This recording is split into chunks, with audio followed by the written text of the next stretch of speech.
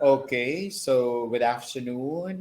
And again, if it is possible that you could open your camera, please do open. Okay. So we'll continue our discussion on the different processes, which principles, ethics, which are involved in the communication process. So last time we talked about the nature of communication and the different elements which are involved in the communication process. Now, before we move forward, what are the different elements of communication? Would you mind to give me at least one element and tell something about it? Jessica?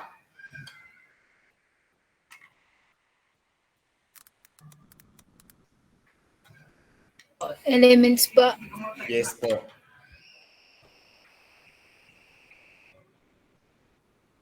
Physical? Ay, no. Elements of communication. Bustero?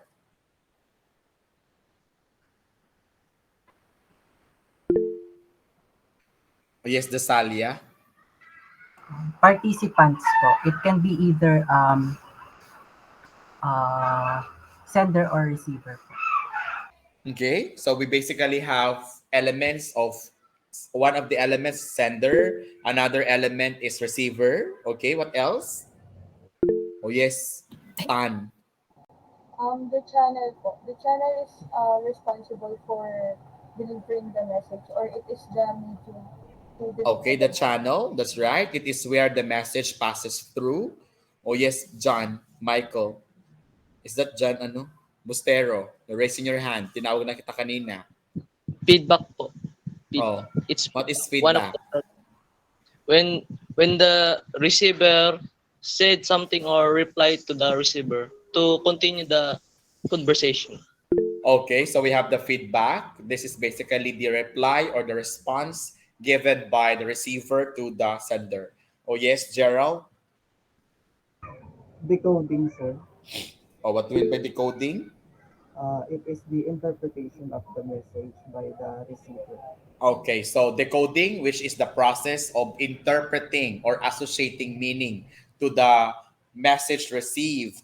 Okay, what else? Yes, idioma.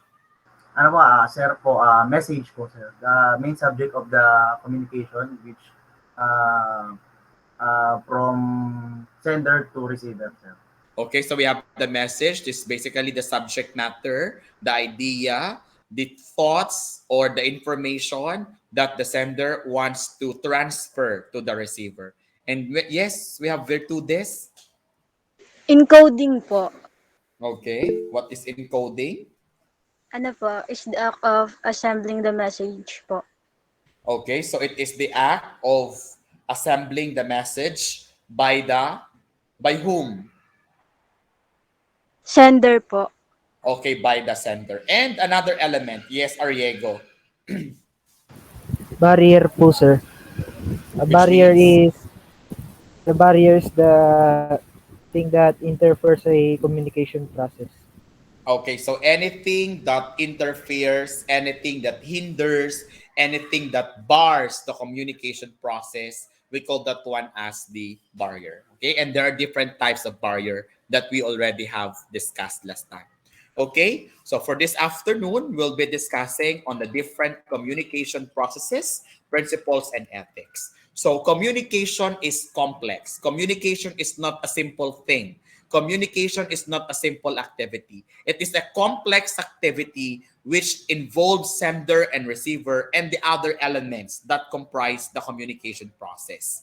Therefore, communication may be viewed differently and communication may be illustrated by the different models of communication.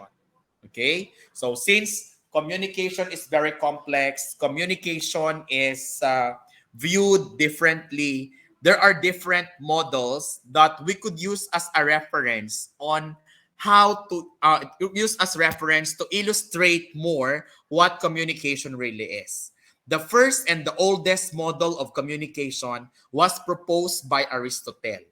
And This is the Aristotelian's communication model or Aristotle's model of communication. So we know that Aristotle is a Greek philosopher.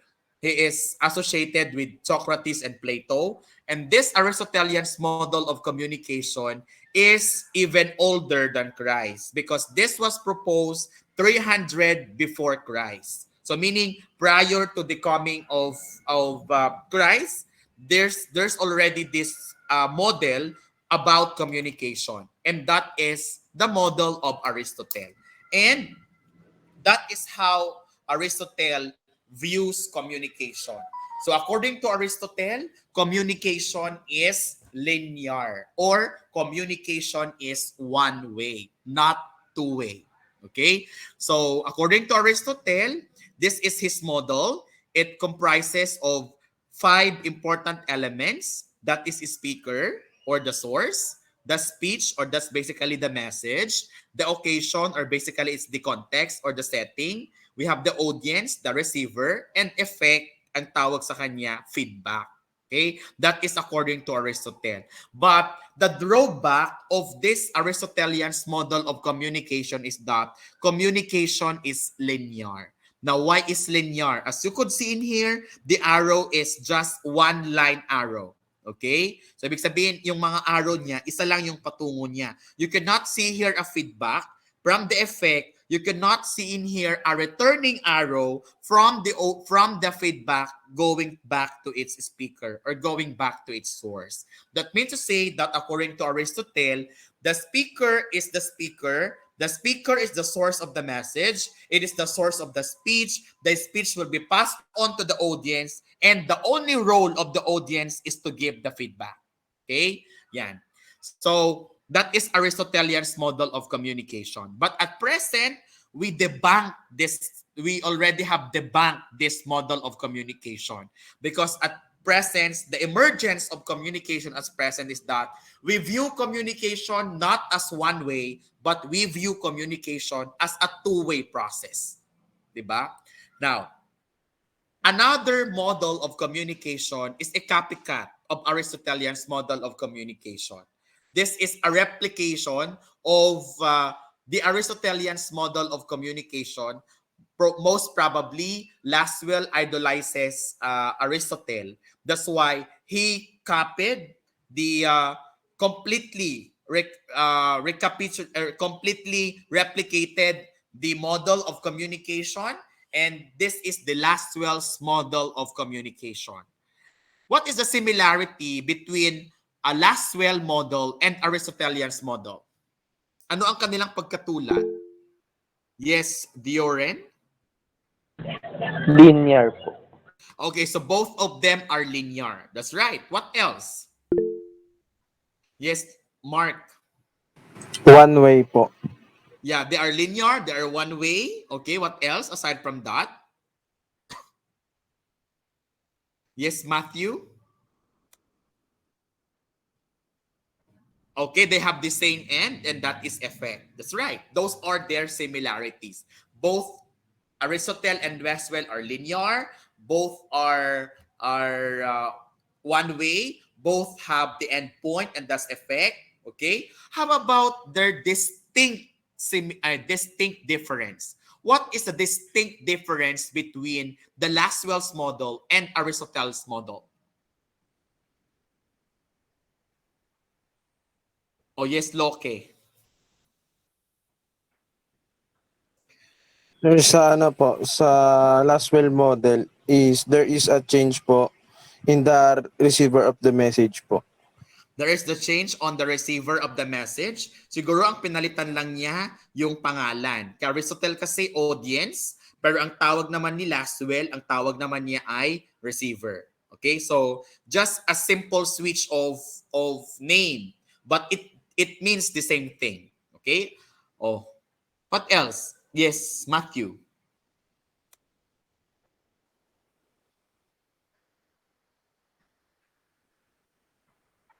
Okay. So another difference is that in Laswell's model, he emphasizes in here the channel, okay, or the medium where communication passes through. Aside from that, what else? Ano pa? Actually, makikita nyo dyan sa modo. Ano yung distinct na pinagkaiba? Distinct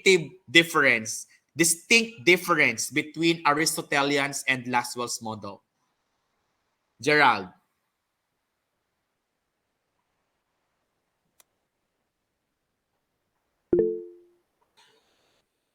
Yes, Loke. Sir, sa ano po, Laswell po is, there is a question that need to be answered po. There's Kay Laswell po. is there a question that must be answered? Mhm. Opo. Okay. Actually, as I have said earlier, the Laswell's model or the Laswell's model of communication is a complete copy of Aristotelian's model of communication. What makes them different is that ano lang ang pinagkaiba nito is very simple difference. Yung tawag ni Laswell model doon sa mga element ni Aristotle. Actually, the Laswell's model of communication is known to be as the double use model. Ang tawag po natin dyan, the double use model. Okay, yung who, ang tawag ni Aristotle ay speaker. Magsabi naman ni Laswell, who ang kanyang tawag. The one who sends the message, Laswell's term it who. The message, Laswell term it says what? Channel, in which channel, to whom, and with what effect. So that means to say that Laswell copied the Aristotelian's model of communication, but he modifies it by simply changing the name of the elements. Okay? That's why Laswell's model, which was introduced in 1948 by Harold Dwight Laswell, is known to be as the double use model of communication. Double use in the sense that who says the message, what that refers to the message, in which channel that refers to the medium, and of course the effect, which refers basically to the feedback. Yun lang naman ang ibiniba ni Laswell. Okay, that's why it is called the double use model of communication. But basically, it is a complete replication of the Aristotelian's model. Now, in 1949, another model of communication was introduced or was proposed, which debunked the Laswell's model of communication. And this is the Shannon-Weaver's model of communication. Now, is Shannon's-Weaver model of communication linear or one way? Is this an example? Is this a linear model? It is what? If it's not one way, it is what? Yes, Gerald?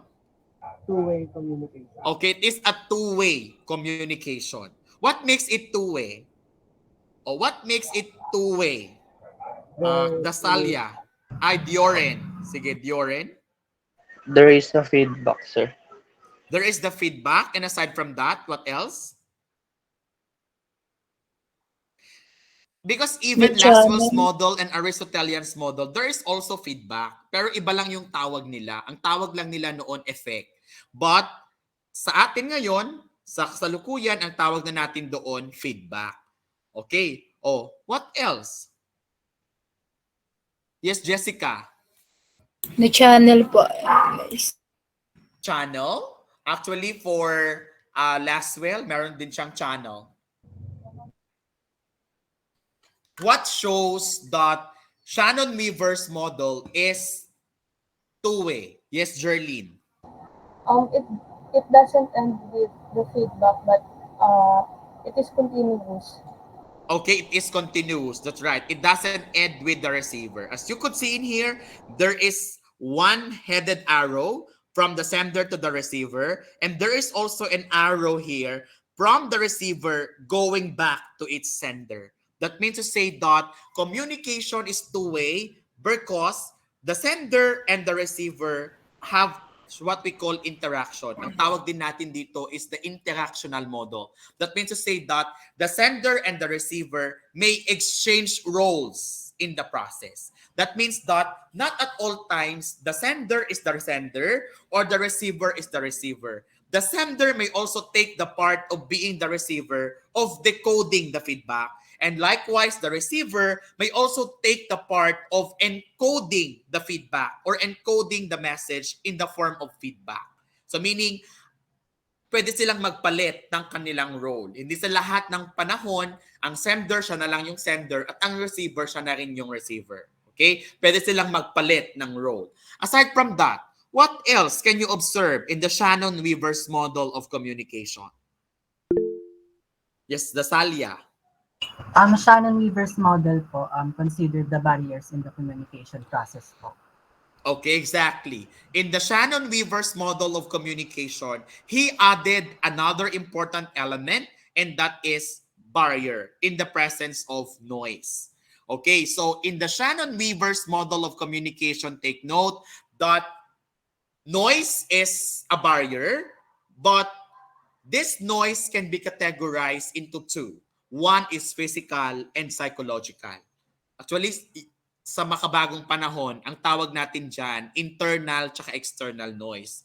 The Shannon-Weaver model, ang tawag niya doon sa dalawang noise, physical noise and the psychological noise. The noise that comes from the inside of the person, like his mood, his interest, his anxiety, his emotions, etc., that is the psychological noise. However, if we say the physical noise, that is the noise coming from the outside or the external noise, the one that we hears, like the chirping of the bird, a noisy surrounding, a very loud voice of your classmate, those are basically the physical noise. And that could impede or that could bar the communication process, making communication unsuccessful. Kaya kung nakikita ninyo dito sa channel, parang ano yan, parang lightning. Okay? That means to say that the message, the transfer of message could be affected because of the presence of barriers. Okay? And that model of communication is proposed by Elwood Shannon and Warren Weaver in the year 1949. So what is distinctive about that model is that the presence of noise, and that model is a two-way model or an interactional model of communication. Okay, next. Another model of communication which is very complex and has been criticized by so many communicators or people in the field of communication is Berlow's SMCR model, o yung tinatawag po nating S, which stands for source, M, which stands for message, C, which stands for channel, and R, which stands for receiver, or the Berlow's or David Berlow's SMCR model of communication. Is David Berlow's model linear or interactional? It's one way or two way? Yes, Mark. Interactive po or interactive po, sir. Are you sure that Berlow's model is interactive? Yes, Aldea? One-way communication po. Okay, so Berlow's model is one way or it is a linear model of communication. As you could see in here, there is no returning arrow from receiver going back to its source. Okay, it's linear. Isang linya lang siya pag ganun. Now, what is distinct or what is a distinct characteristic of Berlow's model? Oh, who would want to tell me what is the distinct characteristic of Berlow's model of communication? Ano kaya yung distinct sa model na ito?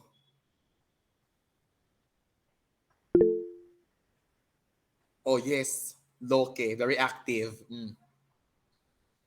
Ano po, sir, mas detailed po, it gives detail for each key elements po sa bawat box po.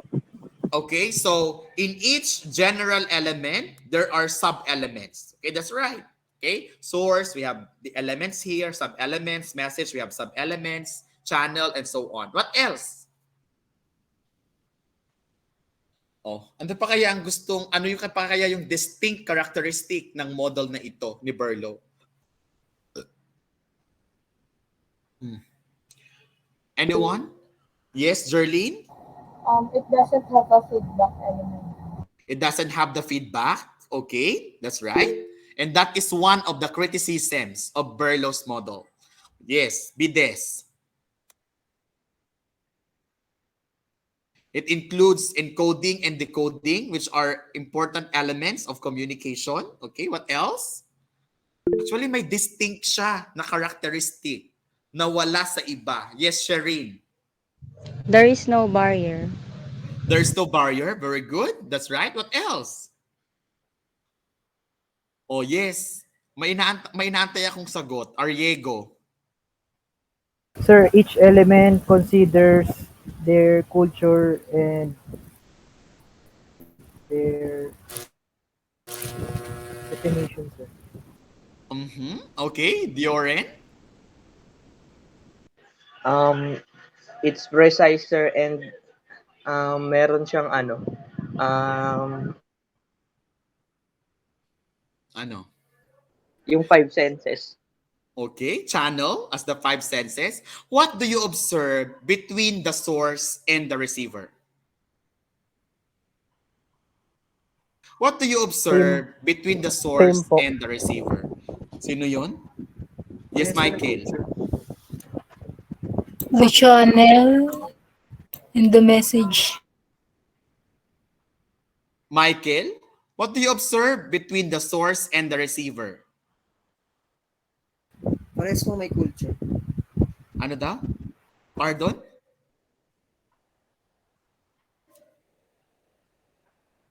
Oh yes, Matthew.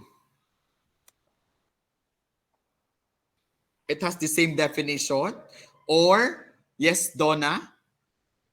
Yung 5 boxes po sa baba ng source and receiver, same po sila. O anong ibig sabihin nan kung same sila? That means that in order for communication to become effective, the source and the receiver must have what? Yes, Bustero.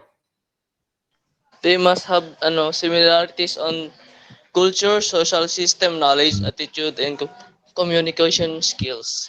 That means to say that the source and the receiver Yes. must share the same or similar qualities, attributes, or Yes. characteristics. Because Meaning, even oh, sige, in continue. original, they have their own culture. What if the person is, for example, is the other one is Bisaya, the other one is Americano. So Okay. they'll be Okay. having a hard time. Sige. That's right. That is what Berlo is telling. Actually, Berlo is telling that the source and the receiver must have the same quality, attribute, and characteristic. That is the point of Berlo. But later on, we'll try to know that we will try to understand why Berlo's model has its own drawback. Ano yung mga weaknesses? Ano yung mga criticisms ng Berlo's model of communication? Sabi ni Berlo, dapat pareho ng culture. But remember people that communication in the 21st century is not limited already. That means to say that we already have what we call intercultural communication, or we have what we call multicultural communication. That means to say that we can communicate with people around the globe. We can communicate with people around the world despite the so many differences that we have. Despite that we are different in culture, we are different in religion, we are different in gender, we are different in everything, communication is still possible. Kaya we have what we call the intercultural communication. Okay? But that is what Berlo's model is distinct. Okay? Parang Berlo is telling us that the source and the receiver must have the same qualities and attributes so that communication will become more effective. Okay? Yeah. Now, we move on to the drawbacks of Berlo's model. Ito naman yung mga criticism ni Berlo's model, which is tama kayo kanina. Sabi number one, there is a lack of feedback on the Berlo's model of communication. We know very well that feedback is very significant and it's very pivotal in the communication process because the feedback that would determine or that would signal or that would determine that the receiver understood the message, and that feedback shows the continuity of the communication process. So that's one.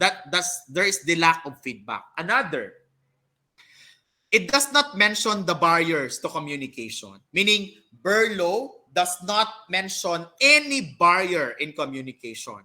We have to remember that communication sometimes or most of the times is not successful because of the different barriers. There are actually things outside or inside barriers, that internal or external barriers that may affect the flow of communication. And we have to accept that. We have to acknowledge that even in phone conversation, even in media communication, or even in our chat or text message, sometimes we misunderstood the message, and because of the presence of barriers.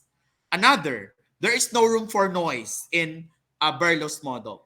Another is that Berlow, the model of Berlow is very complex. What makes it complex? Kasi ang sinasabi ni Berlow, dapat parang sinasabi ni Berlow, ang communication ay limited lamang sa source at receiver na pareho ang attitude, ang communication skills, ang culture, ang social system, etc. What if the source and the receiver uh, don't share the same characteristic? Communication would be so impossible. That is a question mark, because as I have said earlier, at present, communication is no longer limited. Communication can happen, or even if the source and the receiver share different culture, different social system, different language, etc., etc. Okay? Kaya nga sa Pilipinas, Amerikano, Pilipino, nagkakaintindihan naman. Okay? Kahit magkaiba sila ng language, magkaiba sila ng culture, magkaiba sila ng religion, magkaiba ng gender and everything, because at present we adhere into intercultural communication. We are adhering to the view that communication is not limited to people who have the same similar attributes or qualities, but communication may happen despite of the diversity and differences of the communicators involved.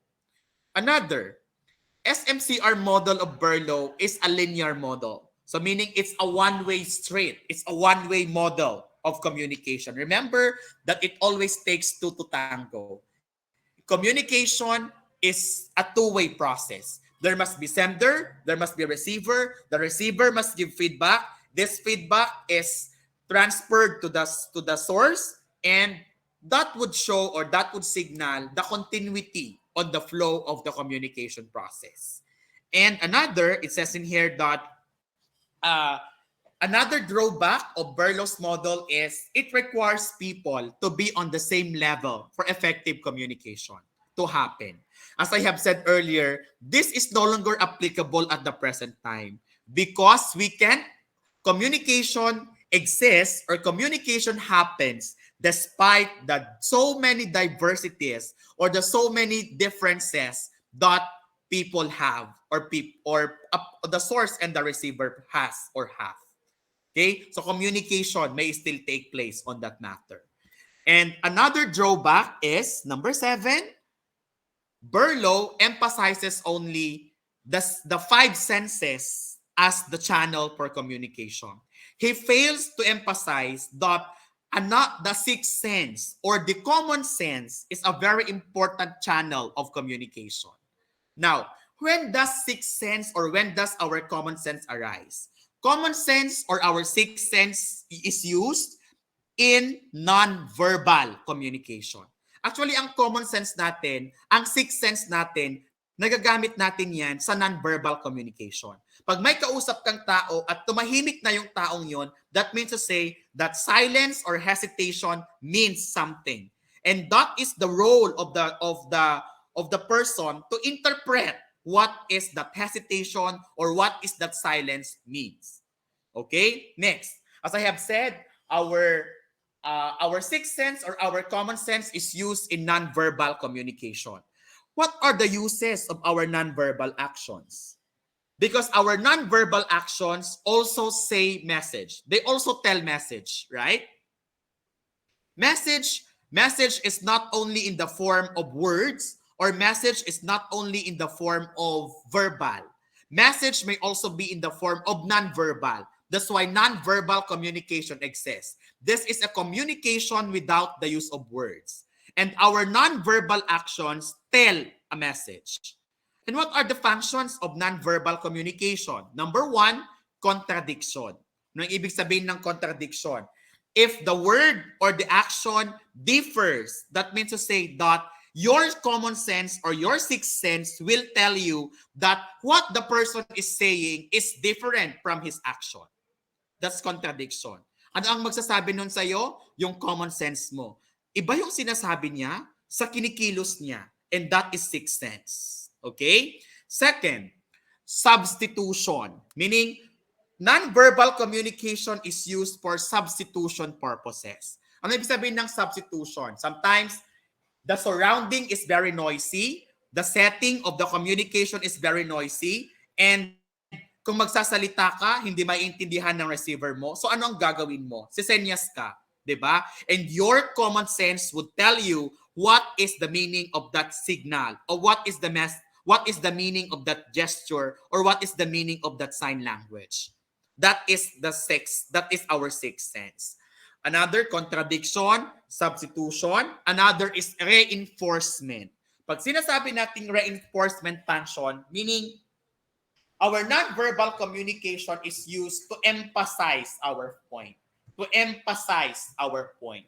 Pag sinasabi natin for emphasis, that's why kumukumpas tayo ng kamay, mayroon tayong mga eye contact, mayroon tayong mga hand and body language, because those are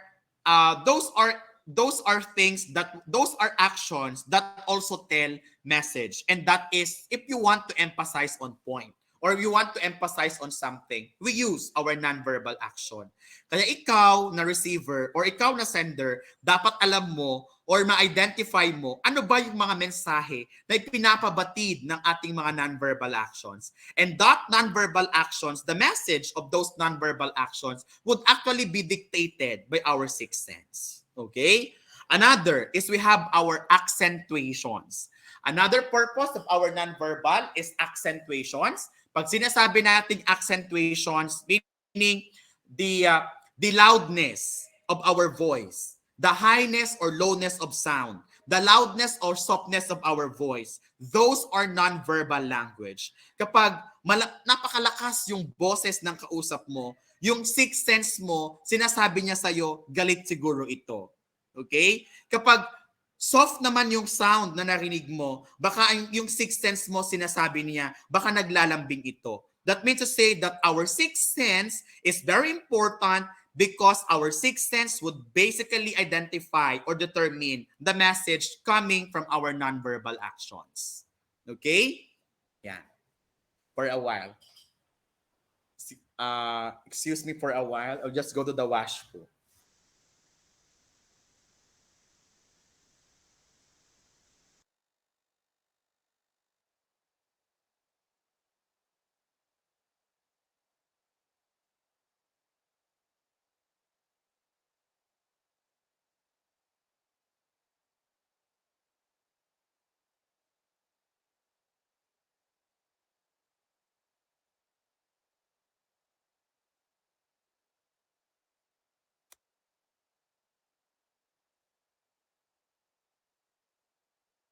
Nge.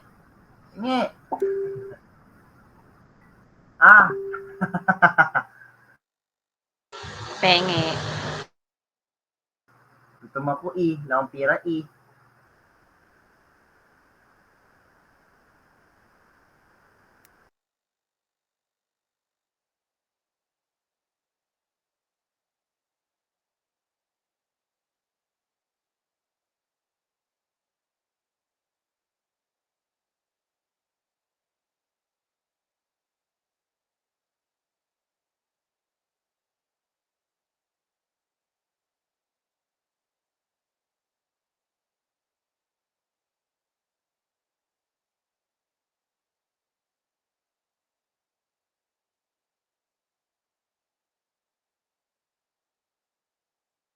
Okay.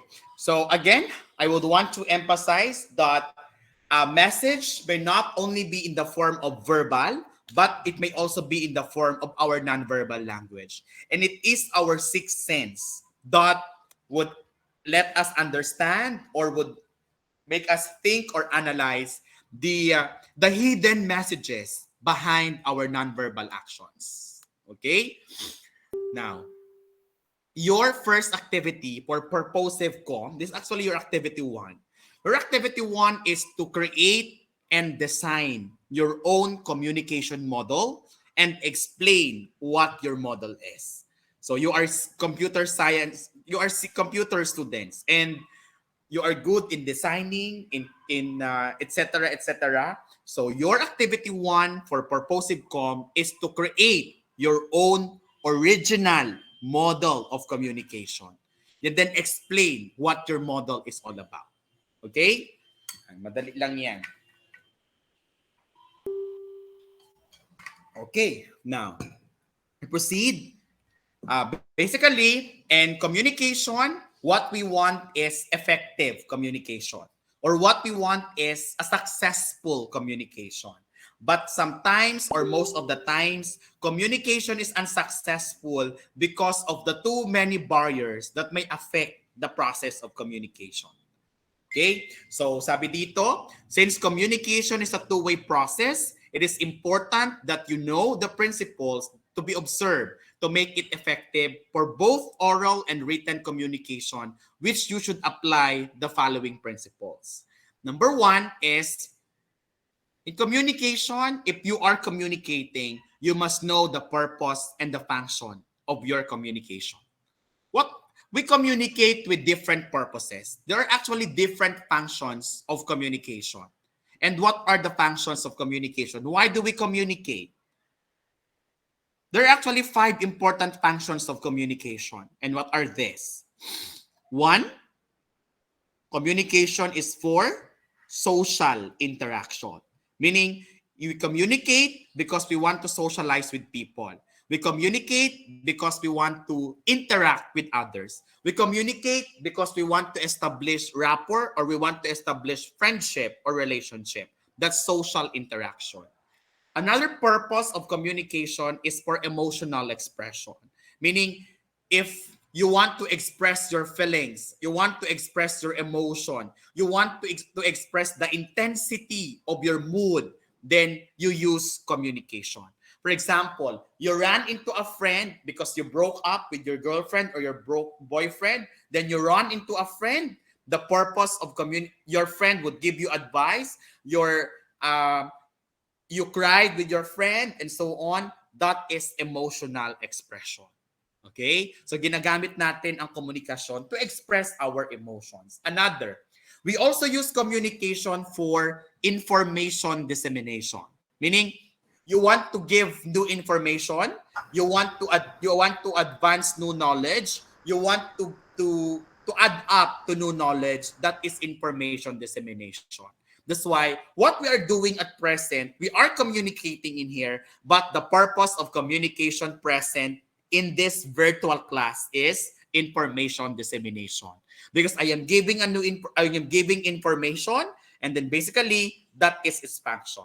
Another function of another purpose of communication is that communication is for motivation, for motivational purposes. Example, if you hear a mass, pag pumunta ka sa simbahan, nakinig ka sa sermon ng pare or sa church, and then you are motivated. Or you attended graduation, and then there would be this speaker, he would be telling about his rag to riches stories. You are inspired, you are motivated, and that is a motivation function.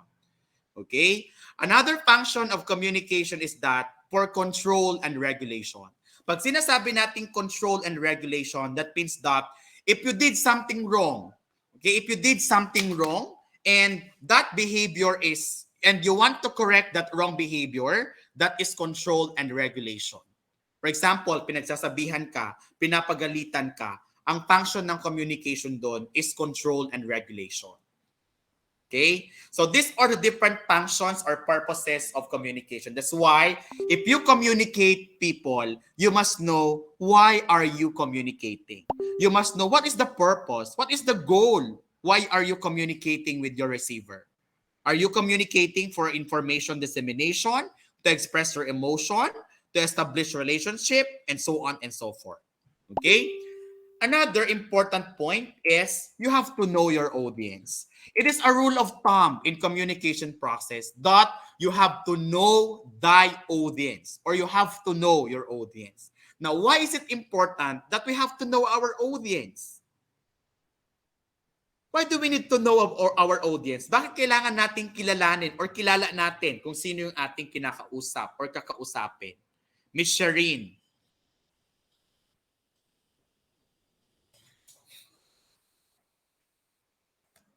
Anyone? Yes, Matthew?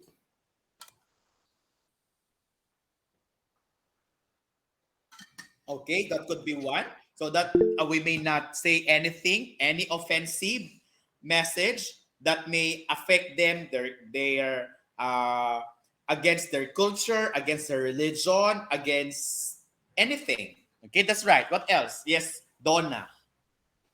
So the conversation po will keep going. The conversation will keep going. That's right. We have Jerlyn.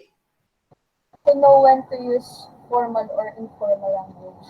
Okay, so to know when to use the appropriate language for communication. And yes, Loke. To help you figure out po what content or context would you have to say po. Okay, or simply so that you would know how you say the message, because sometimes even if the message is too harsh, but if you say it in good way, or if you say it in a good manner, or how you coin your message, the impact would basically be the impact would not be so negative on the person who would receive it. Okay, one last. Sino pa yung nagtaas ng kamay? Okay. So basically, you are all right. But I would want to emphasize the use of language. Basically, we have to know our audience so that we would know what would be the appropriate or the suitable language to be used in the communication process. Remember, people, that language has variety. Mayroong variety ang language. May iba't ibang klase tayo ng wika. And language, there are different registers of language, or yung tinatawag nating mga language registers. And what are these? We have your formal and informal, which has been mentioned, but still, informal language is categorized into different degrees and different levels. One is slang, which we call it as salitang kalye, salitang kanto, yung tinatawag nating balbal. Okay? So meaning, kapag ang nakausap mo ay ano ba yon?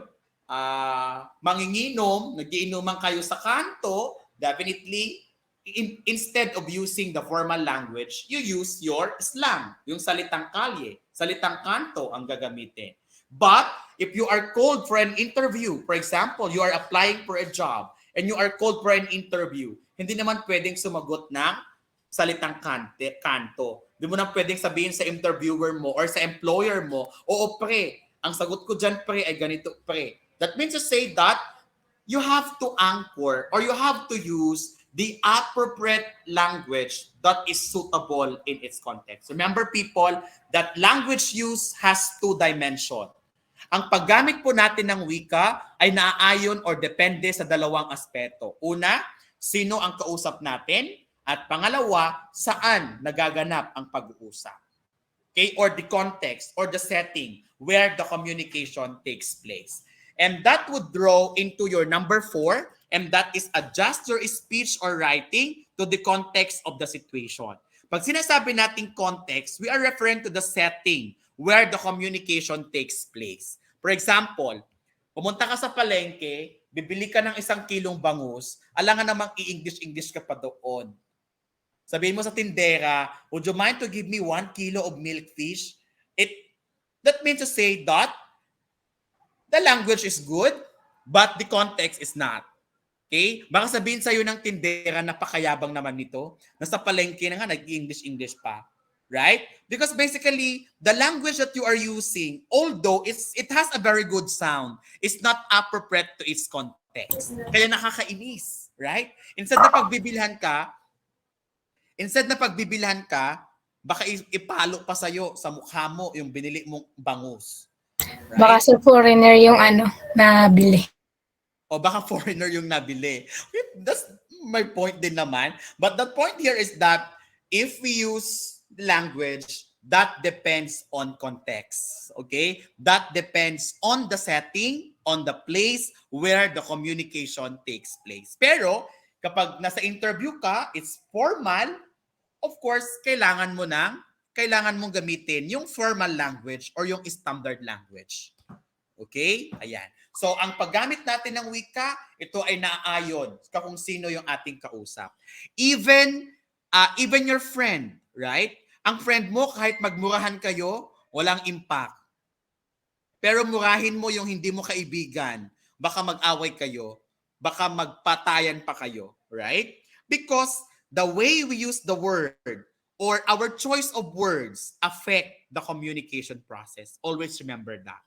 And remember also, people, that if there are some information or some message which are very sensitive, or there are sensitive message or it happens in a sensitive setting, paano natin sinasabi or how we form our message, how we assemble our message, how we coin our message may lessen the impact of the negative message. Okay? Actually, paano natin binubuo yung ating salita, nakaka-lessen yan ng impact doon sa ating receiver, especially if that is a very sensitive message. Okay? Another, you have to know your topic. If you are communicating, remember, people, that you must know the message that you are communicating. Remember, people, that the sender or the source is the one who assembles the message. He encodes the message. Therefore, he must know what the message is. Remember also that message must be complete. The message must follow must follow the C's. Ano yung mga C's ng isang mensahe? Una, complete. Pag tayo ay nagbibigay ng mensahe, dapat kumpleto.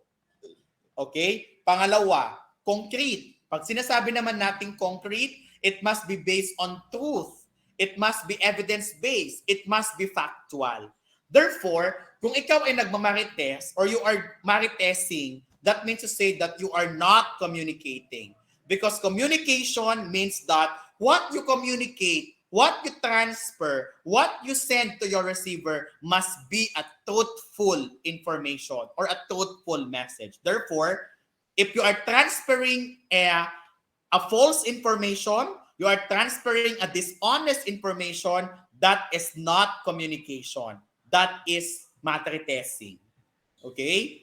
Next, another important C's of communication is what we call conciseness. Pag sinasabi natin conciseness, it must be brief. Maiksi. Kasi minsan, kaya hindi nauunawaan yung ating mga mensahe dahil napakahaba, paikot-ikot pa. You have to state directly what you want to say so that your receiver can easily interpret what you want to transfer to your receiver. Kahit nga sa chat natin or kahit sa text, kapag napakahaba yung message na na-receive natin via chat or via messenger or via text, ayaw na nating basahin lahat-lahat. Okay? Kasi nga, conciseness, hindi siya concise. Ibig sabihin ng concise, hindi siya maikli, napakahaba ng mensahe. And it takes time for the receiver to interpret. Kasi nga, kapag mahaba yung mensahe or mas mahaba yung mensahe, that means that the receiver takes time to decode the message. And that could be a barrier in the interpretation of the receiver.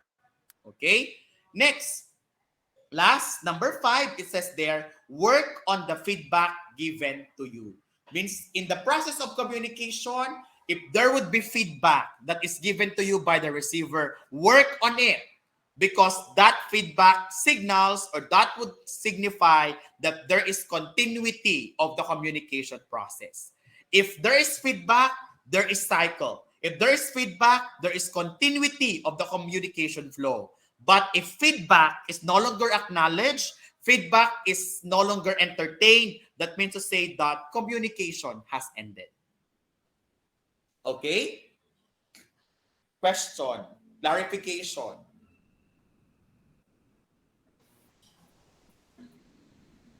None so far. Okay? So, perhaps your silence means you understood the lesson.